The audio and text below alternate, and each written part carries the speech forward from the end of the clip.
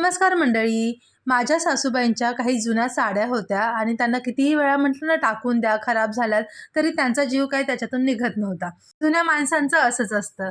तर म्हटलं ठीक आहे, जर तुम्हाला टाकून द्यायच्या नसतील तर आमच्या इथे एक लेडीज आहे, ती गोधड्या शिवून देते जुन्या साड्यांच्या, जुन्या कपड्यांच्या वगैरे. तर त्या म्हटल्या ठीक आहे, तू घेऊन जा आणि गोधडी शिवून आणून दे. तर मग ह्या ताईंकडे मी आले आहे आणि 16-17 साड्या होत्या.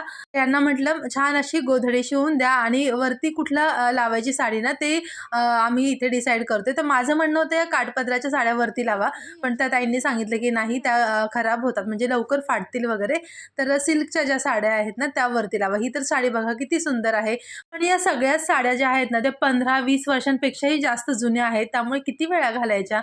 तर म्हटलं चला याची गोधडी शिवूया, म्हणजे अगदी साड्या टाकून दिल्या असंही नको आणि त्या घालायच्यात असंही नको. सासूबाईंच्या पण मनाला समाधान.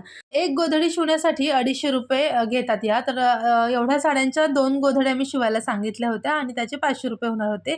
तर त्यांनी एक मला दाखवलं सॅम्पल. त्या दुसरी एक गोधडी शिवत होत्या ना, तर त्यांनी दाखवलं की अशा 5-6 साड्या एकत्र घेऊन मग त्या स्टिच करून घेतात एका बाजूने आणि मग त्याला अशी बॉर्डर लावून छान अशी गोधडी तयार करतात.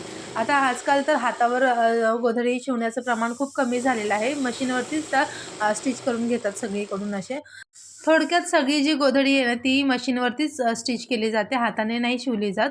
तर हे बघा असं दाखवत होत्या मला त्या. आणि आता 15 दिवसानंतर बघा मी दिलेल्या साड्यांची देखील गोधडी त्यांनी शिवून दिलेली आहे. दोन्ही बाजूने बघा अशा पद्धतीने ही एक आहे गोधडी. दोन्ही साईडला वेगवेगळी साडी लावलेली आहे आणि सिल्कच्या साड्या त्यांनी वापरल्या वरच्या साईडला आणि बॉर्डर देखील सुंदर केली आहे. तर मलाच या गोधड्या इतक्या आवडल्या तर सासूबाईंना तर किती आवडतील, त्या बघून तर खुशच होतील. तर मंडळी तुम्हाला या गोधड्या कशा वाटल्या आणि तुमच्याकडे अशा पद्धतीने गोधडी शिवली जाते का मला नक्की सांगा कमेंट करून. या त्यांच्याकडे आणखी काही गोधड्या होत्या ज्या त्यांनी शिवून ठेवल्या होत्या. तर चला पुन्हा भेटूया पुढच्या व्हिडिओमध्ये. Bye bye.